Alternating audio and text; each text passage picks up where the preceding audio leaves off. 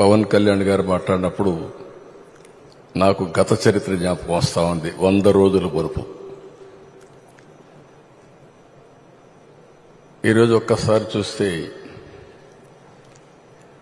ఆ రోజుల్లో ఎంత భయంకరమైన పరిస్థితులంటే,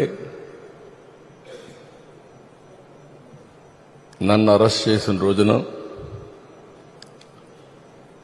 పవన్ కళ్యాణ్ గారు హైదరాబాద్ నుంచి ఇక్కడికి రావాలంటే ఫ్లైట్ క్యాన్సిల్ చేశారు.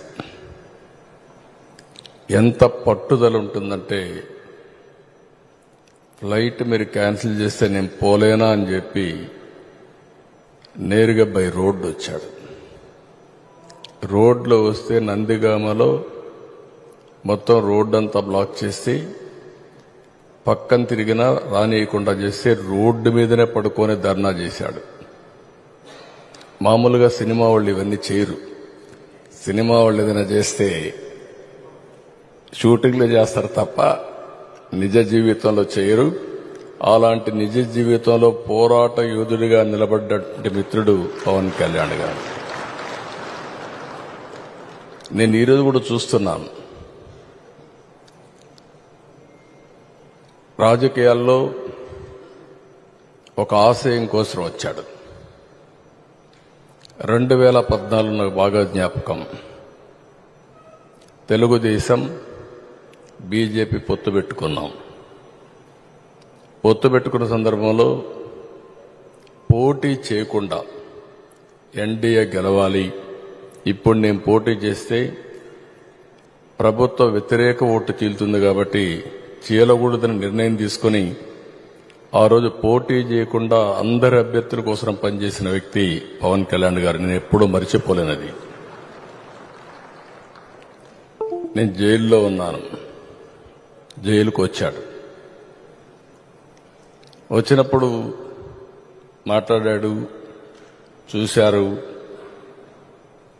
అన్నీ ఆలోచించిన తర్వాత బయటెళ్ళి కష్టకాలంలో ఉన్నప్పుడు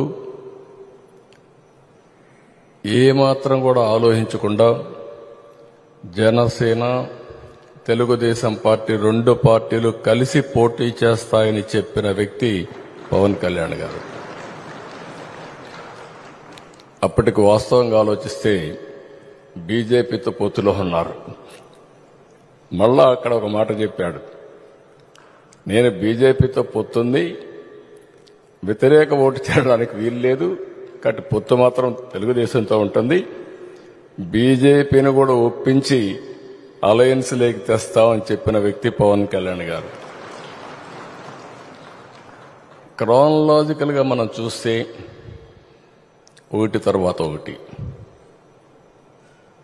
మేమిద్దరం చూశాం, ఒకే ఆలోచన చేశాం. ప్రజలు గెలవాలి, రాష్ట్రాన్ని మళ్లీ పునర్నిర్మాణం చేయాలి, ఒకే ఆబ్జెక్టివ్. సీట్ల విషయంలో కానీ మీటింగ్ల విషయంలో కానీ ఎక్కడ చిన్న కమ్యూనికేషన్ గ్యాప్ లేకుండా పనిచేశాం.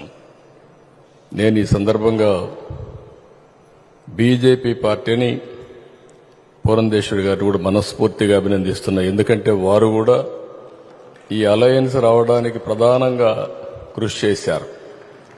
వేరే వాళ్ళు పార్టీ అధ్యక్షులుగా ఉంటే ఏమయ్యేదో నాకు తెలియదు, కానీ వారు కూడా ఏ విధంగా వర్కౌట్ చేయాలో వర్కౌట్ చేశారు. కేంద్ర నాయకత్వం కూడా ఈ విషయంలో మీరు గుర్తుపెట్టుకోవాలి. నేను పవన్ కళ్యాణ్ గారు ఒక అగ్రిమెంట్కి వచ్చాం. మేము ఇక్కడ ఒక ప్రెస్ కాన్ఫరెన్స్ పెట్టాం. పెట్టి ఎవరెవరు ఎన్ని సీట్లు పోటీ చేస్తాం చెప్పేశాం. కేంద్రం ఒకసారి మాట్లాడాలంటే కేంద్ర నాయకత్వం బీజేపీ, నేను ఆయన ఇద్దరం ఢిల్లీకి వెళ్ళాం.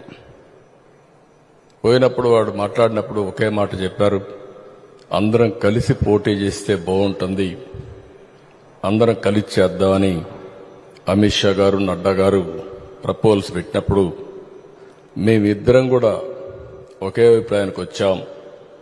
ముగ్గురు కలిస్తే ఈ రాష్ట్రానికి పూర్వ వైభవం తేవచ్చు కాబట్టి ముగ్గురం కలిసి పోటీ చేయాలని ఒక్క మాట కూడా అబ్జెక్షన్ చేయకుండా నిర్ణయం అక్కడే చెప్పామని చెప్పి కూడా నేను మీకు తెలియజేస్తున్నా.